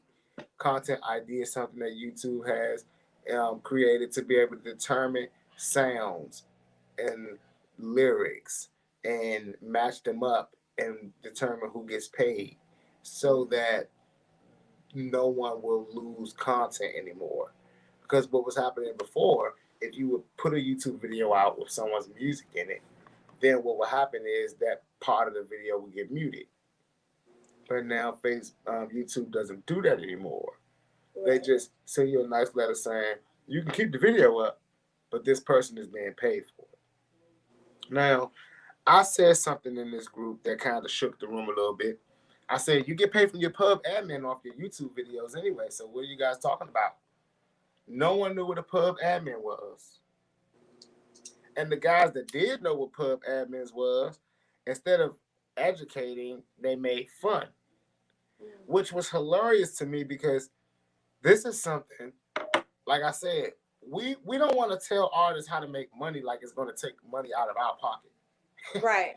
And that's what's hilarious. I hear a lot of people say, if they're not paying me for this information, I won't give it. And I'm like, what? But you didn't pay for the information. Mm-hmm. And if before one of the captain caps and the capiteers come out here and say they did pay for this information, you're lying. I'm just gonna tell you straight up, you're lying. Someone told you, someone hipped you, someone put you on game and got you up to speed. You know, Yeah. it's no one's fault. It's no one's fault that no one wants to receive how you share the information. Right. But don't lie and say that there's a price on information when we know it's not. Okay. It's a value on Mm-hmm. information, but not a price. If I don't fuck with you, if I don't like you, if I don't believe that you value me or offer me something, then I don't have to offer you value or sell you something. Mm-hmm. If anything that takes you off of my radar will allow me not to expand knowledge to you. Right. But if you're in my circumference and we're together and we're associating, you guys that's viewing this show every Monday, for me to come on here and be like, I'm not giving you no knowledge. You gotta pay for that. Yeah, it's like, wait a minute. You know, I Wait. What? value you guys because you guys value us. So Mm-hmm. it's like I want to make sure that when you leave and when you done listening, you go get on your computer and you say Song Trust, Publishing Administration. Okay. If you were TuneCore has a publishing administration section. It costs you $75. Song Trust costs you $100. CD Baby has a publishing administration section. It costs you $75. Harry Fox has a publishing administration section that costs you $100. These are all things in America. Then you got Centric. If you're overseas, that's free, but it's overseas. So Mm-hmm. if you ain't overseas, don't join Centric. You know what I'm saying? But or join them anyway. It don't matter. You want money, join whatever. But what I'm saying to you is, these are publishing administrations that I expect after this show, y'all to go online and say, hold on, am I with a publishing administrator? Can I sell my music? Can I make money back off my music? Because that's where your money comes from, off of a YouTube video. There's a little section where you submit your YouTube links where all your music is being played in. And if your music is on that YouTube channel and that YouTube video, you let them know when it's played, how long it's played, you get paid. So, Okay. of course, this game is not a quick get rich quick scheme to all you hustlers that's jumping out there and buying up all the damn streams, trying to get up all your stream money up real quick. This is not a get rich quick scheme, guys. That's not how you do things.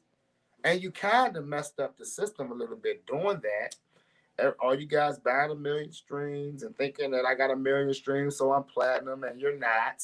A million streams is not platinum. But all of y'all that's doing that, y'all gotta understand something. You look dumb. You're looking crazy because you don't have publishing administration. Yeah. You don't have your own publishing companies, and y'all here trying to trick the system like the system is dumb. And now none of y'all are getting paid, and all of y'all are calling me like, "Yo, Six, how you getting paid from DistroKid? I'm not getting paid."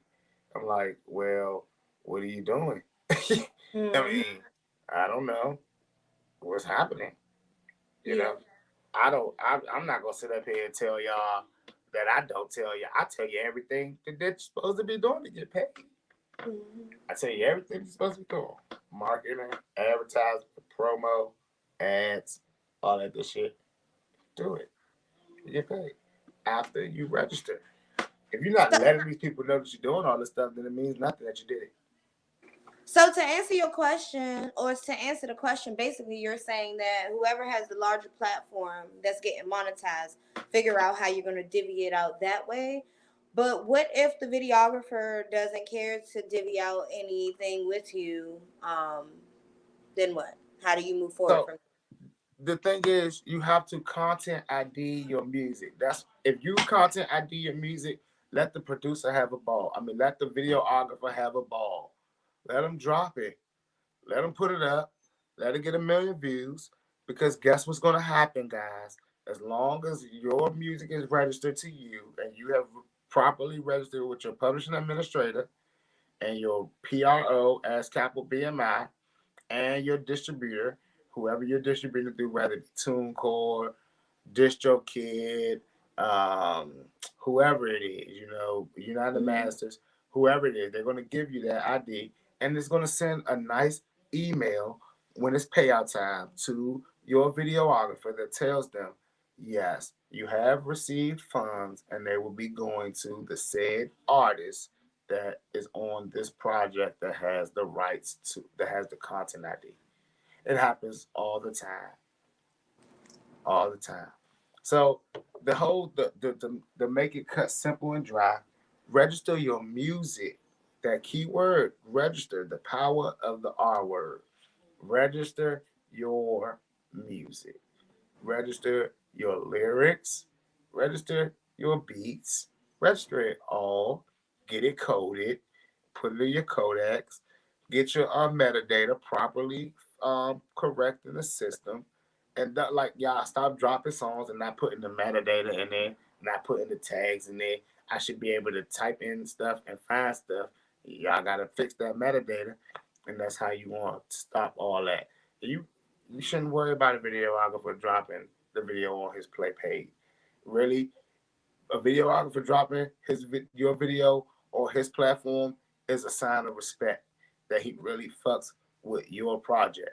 You know, so, and if you are working with a videographer who has a YouTube channel, you have already looked at his YouTube channel and you've already determined if you want to work with him based on his YouTube videos and based on his content, not based on the artist that he worked with, not based on anything else. So all of those other artists are on his page. Then why shouldn't you be on his page? Right. He's promoting his work the same way you're promoting your work. So you guys work together. You register your music the proper way. You pay him to shoot that video, and that video, when you pay a videographer to shoot your video, you are paying for their platform as well.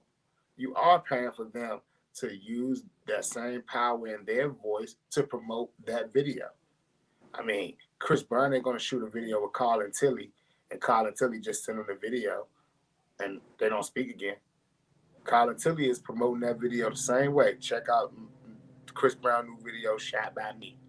He may say, check out my new video, Chris Brown. You know, but at the end of the day, we got to understand everything that we do is about partnerships. Too many people, like I said, this power, this word ownership, masters and shit, got people feeling like partnership and shit is not what's a part of it. Ownership does not mean that we totally disengage partnerships. You know, it's not. It's we got to change that mentality that if someone is a partner or if someone is in control of it, that I don't own it. You know, hell, if you sign with a record label today or tomorrow, and they tell you, we want you singing this, we want you rapping that, they may not give you any writers credits, they may not give you any publishing, but you know the one thing that they have to give you because it's the law is your performance rights. Yeah. And the one thing they can never stop doing because it's the law is having you perform it. So, if you want me to get up there and sing a song called La La La La La, Fa La La La La all day long, and those are not my lyrics, I will be performing that record as much as that label, as long as that label wants me to, and even after they don't want me to, I will still be performing that record. It will still be making me money because somebody got to eat. And if trust me, if the record isn't being performed by you, then the record isn't making any money. And if that record appears in a movie, that's a performance. If it appears on a YouTube feed, that's a performance. If it appears anywhere, that's a performance. You know, so no, we got to start understanding that we have rights, just like everything else. We got to utilize them. Yeah. So that I hope I answered that question, and I hope that you guys go out there and you start joining your PRO, your publishing administrations, and start getting everything that's owed to you. Because guess what, guys? You deserve it. You deserve it. Jezebel. Yes, sir. The Huffington Post. I got one. What happened now? So, I'm not an OG guy. And I'm not big on, you know, any strands that's mixed with OG. But I got my hands on a strand called Snowman OG. Snowman OG. Now, the first thing I thought, is this Jeezy's? Is this a homage to a Jeezy strand?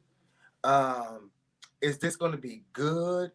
It had really good looking nuggets, and I was very impressed by the look of it. So I immediately broke down a J. Now, usually when I grind up some trees, it gives off that nicely grinded aroma and it's nicely ready to go. But this one just wasn't getting there, right? And I hit it and I was like, okay, that's a J gone. And I rolled up my second J and I was like, okay, what's happening? And I was like, I don't know if Jeezy endorsing this, but then he might be endorsing it because all I felt was cap as I was smoking that tree. It's a hybrid. I felt like the tree wasn't doing anything. I felt like it was just all gas. I felt like the tree was being disrespected and disrespecting my lungs in the same breath. I felt like yelling, I want to put it in the dirt. That's what I was thinking when I was smoking it. It was very bad. So it may be Jeezy's strand because it's all cap. And it sat there, it looked right, it looked the part, it told me it owns half of Atlanta, and it just fizzled out on me. It didn't even give me a city feel at all. So Snowman OG, if anybody out there got their hands on some good quality Snowman OG, feel free to send me some. Let me know where I can get some because this one bit the dust, and I mean bit the dust heavy. And I would like to say Snowman OG is going on my list of worst strands ever, right up there with the Blackberry, and also the one strand that I really hate and I will never ever get again, Agent Orange. So yeah, I'm gonna say those and those for me. Jezebel, have Okay. you ever had any Snowman OG, Agent No, I Orange? have. No, I haven't, and I've recently been trying to stay away from hybrids.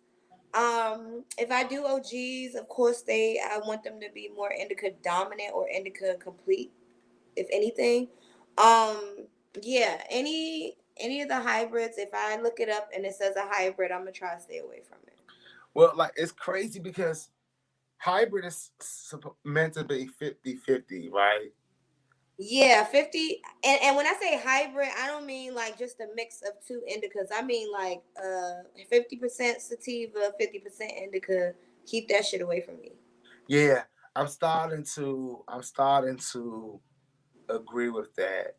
I don't want the word hybrid. I feel like it doesn't even know what it wants to be, Right. you know.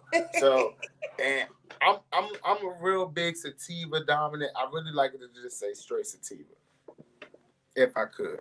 I actually was blessed to find a sativa last week, Hmm. and the name is skipping my head, Duraflame, and that was amazing, you know. But lately, it's been like I said, indica dominance. That Snowman OG, I tried it, and I was just like, oh my goodness. It was only a KD of it, and I think, and to put it in retrospect, I think I may still have about 2.5 grams, maybe like 2 grams left. It's like Yeah. 2 weeks old now. It's like 2 weeks old. I put it in the mason jar to see if it get some life again, and hopefully that'll work. So I was spoiled recently with some good ass prices, and like now the motherfucker is like MIA. Of course. So I'm gonna tell you a secret about good ass prices on good ass bud, right? All right, guys, hustlers, dealers, don't kill me, all right? But this is when those prices come around, someone has gotten the plug. They've met him, and he said, "How fast can you move this?" And what happens is they move it super fast to impress, and their plug tells them, "I got to get some more." So now, because they're the middleman and they spent it up really, they sold it really fast at a low price. They didn't make any profit to go back and buy anything else. And they had to give back the money that they owed on it. Well, they're going to be down for a minute until the man sends them another one. And you know, he probably calls his man every day that you call him. He probably looks at that phone and say, bruh, Hey, I've how been you, blowing his phone up though. Like I don't he, even do that. Like I call him 3 days straight, and I won't buy nothing else because it's like as soon as I go and spend my money, then he gonna hit me up, and it's like I could have got double what I got for my money. yeah, nah. But then, and on the other side, his plug could have been the police. Yes, yes, that is another side of it. But you know how it go though. Like nothing good lasts forever. So, Yeah, I guess I so, got to go back to my little group. I'm in a group, so so next time, for future reference, next time you come across a good quality at a low price, you know how you do that first smell test. You got to do it on site. You got to do it on site. Then this is how it's done. When you're going in on a test run at a price that is very low, everyone listening, this is how you do it.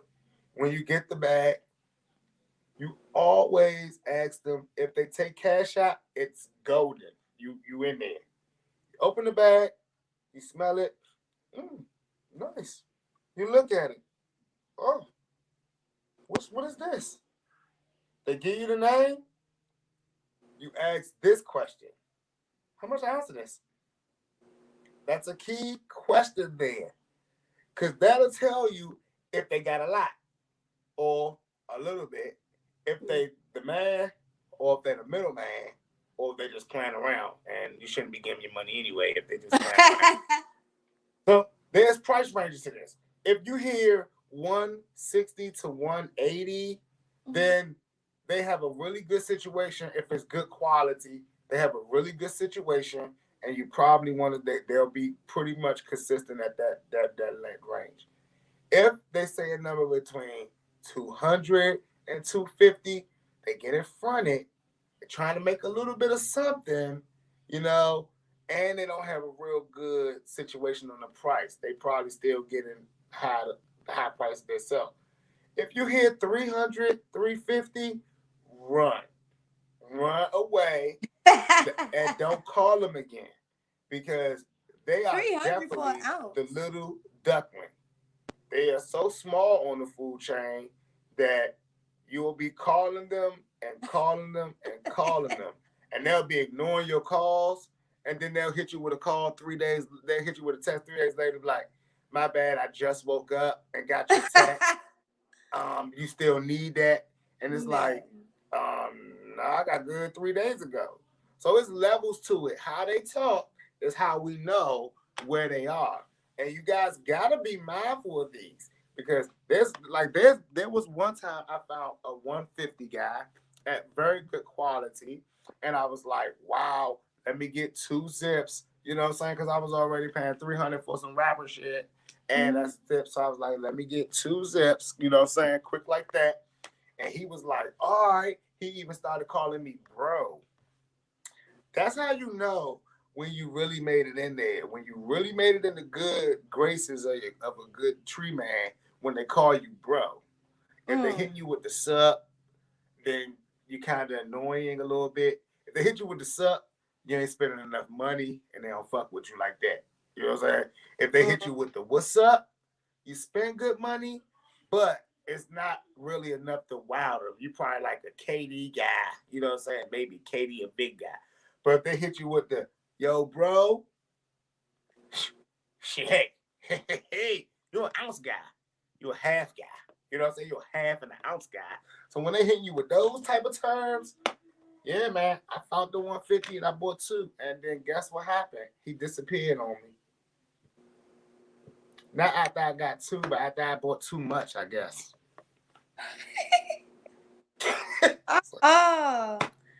So that was that, you know. But life is good now. Life is good. So what are you smoking on, Jezebel?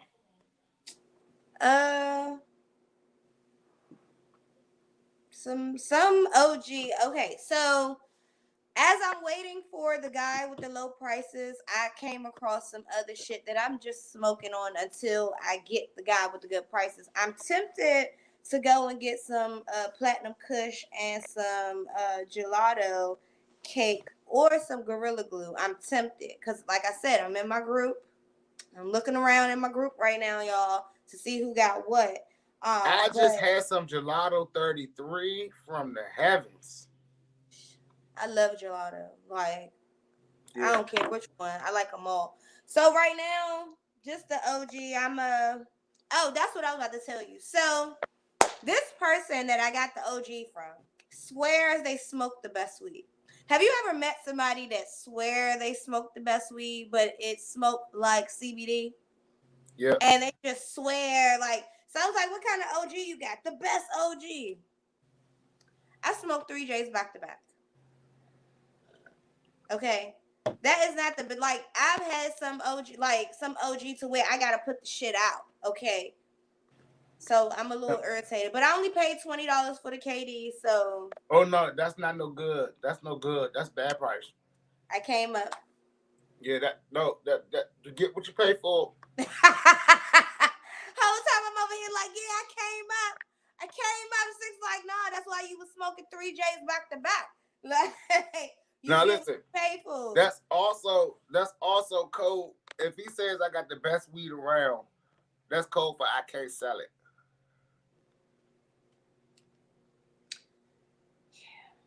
I realize that. My man gave you the KD for $20. He was trying to get that shit away.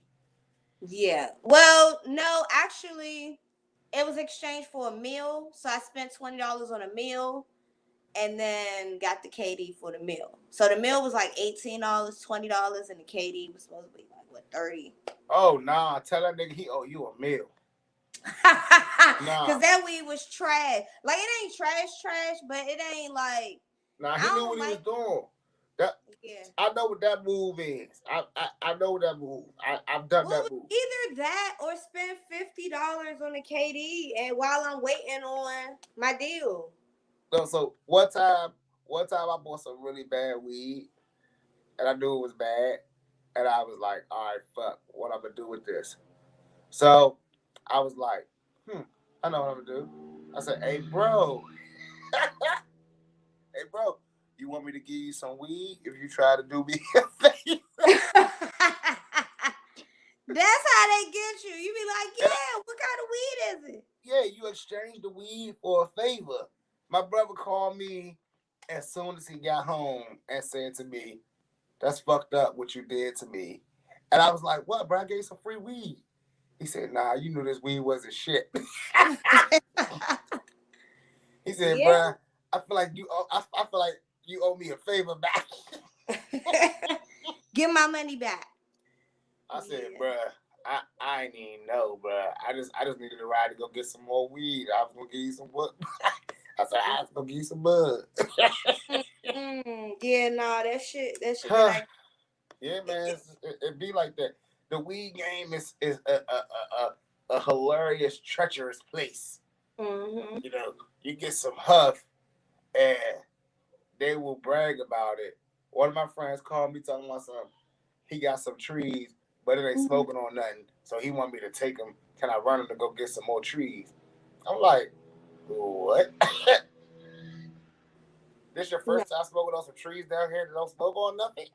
Oh yeah, he haven't been watching Huffington Post. He haven't been keeping that on. I've been in Atlanta not even a year, and I know you find some good Mm-hmm. shit. It's a blessed day. It seemed like you've been gone for a while though. It do, but it's like it seems longer than a year somewhat, you know, Yeah. or a year exactly. What So have I learned in this year? would you move to Mississippi? Um, that's a big hell no. On the Richter scale of a 9.8, I would never ever move to Mississippi. I would never ever like. I was so happy to see the Atlanta sign that I kind of like jumped into an extra gear. I felt super energized and like this is life, you know. Hold on, but did you see David Banner? Ain't he from I ain't see him. I ain't see him, there? right? But Okay. Look. guess what? I can tell you now that I understand why David Banner was always fighting hard for Mississippi, though. You know, they need it. Like, some houses weren't even houses, but they were their houses. They just looked like what we would buy at Walmart and put our tools in, you know? Shacks. Yeah, yeah, sheds. They look like sheds, you know? But they was their houses. Some houses didn't even like, you could see where the whole bottom was coming up, you know? And it's like, okay, you know, they don't have one town we went into in Shelby, in real life looked like a Western. You know, I mean the roads were dirt roads.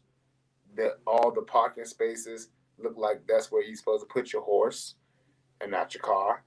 You know, all their cars were old, but all their rims were new. I love that. That's why I like the dirty South. Man, I seen this shitty ass, beat up ass Mustang with 28s on it, and I was like, damn. I guess he figured, let me buy the car for like $200, see if it runs, get the rims first, and then I'll go ahead and get the candy paint next taxes.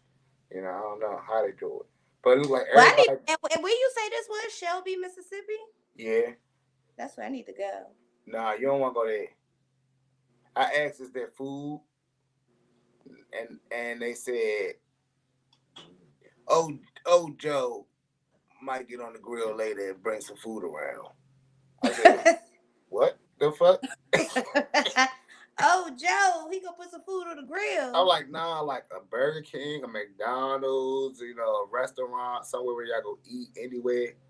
Oh, no. They ain't even put one of them just in the town. It's like, wow. Like, I felt thought like, I love country living. so for me, it put things in perspective. Like, shoot, they hear I'm a rapper from DMV and they loved it. It's like they was treating me like real live good, But at the end of the day, they didn't feed me, They took me to a place where they said they was gonna have fish, and when we got there, they started insinuating that we had to catch the fish ourselves. I told them I had on my Vans. I said, "Did y'all see the shoes I'm wearing? It's nowhere in hell I'm going down to catch no fish." I said, "I'll just eat when we get back into the city or when we get back to civilization." Fuck no. But they did have like this this gas station where someone was in there cooking. Like frying chicken and things like that. So I did try that. I did try that, and that shit was like that. Gas station fried chicken. It was actually the best fried food that I've ever had. I don't know what they seasoned it with, and it's like they must got a timer on when to take out the fried food. You know what I'm saying? Because it's like all perfect, and I'm like, God damn.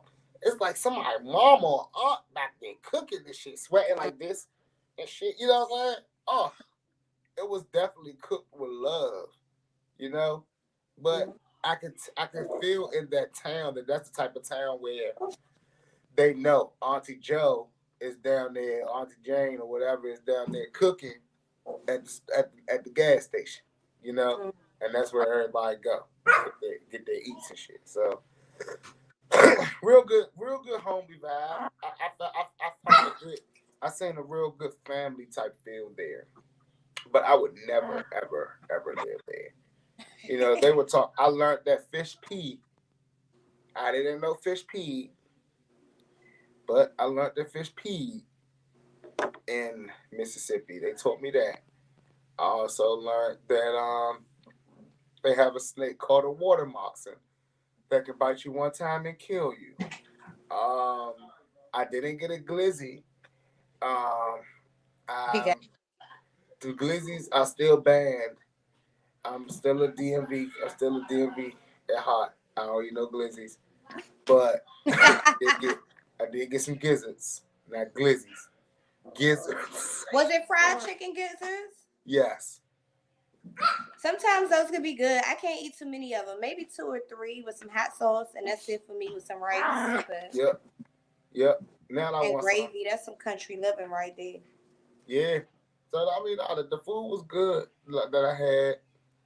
The Burger King was horrible that I had. I got that on Elvis Presley Boulevard. That was the food was trash on Elvis Presley Boulevard. Eventually, I got so. This is one thing I did learn about that press run. I got tired of meeting people and shaking hands and everything. Right? It felt at one point it was cool in the beginning. But then it kind of felt like, all right, enough is enough. I don't want to keep going around meeting all these people. I want to work, But the meeting people never stopped. Hush. And I kind of understand that as an artist on the road, those are going to be days that I have to do press runs and meet people and just PR work. And it was good because I woke up, my Instagram was on fire and things like that. My Facebook was nice and lit up.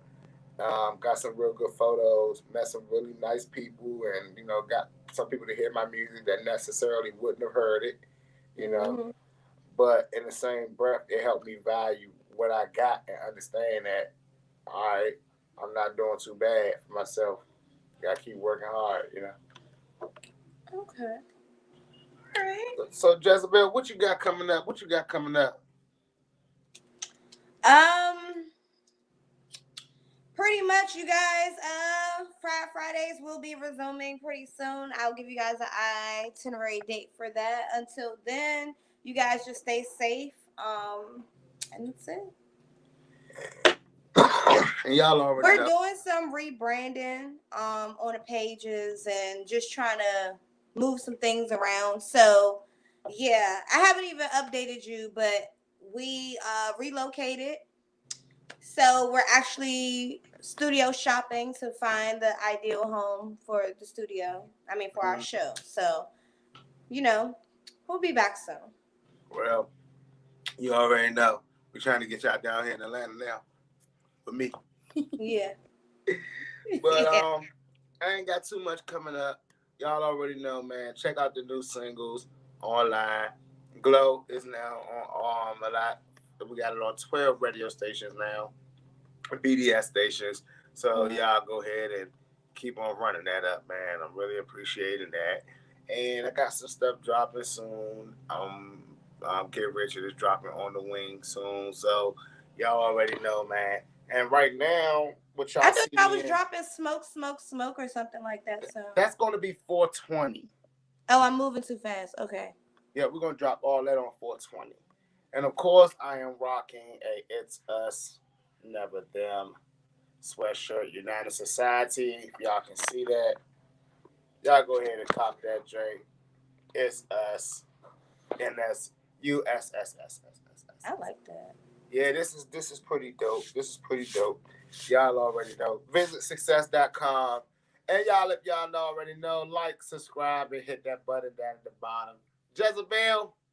Sixxcess. Another All Monday. right. Y'all already know at this time what time it is. Y'all should be flicking off those ashes, throwing those roaches in the ashtray, and rolling up another one. I'm still finishing up my second one, but I'm going to definitely roll up another one after I do that. And we out. Bye. Peace, y'all. Thanks for watching. See you next week. Bye, Six.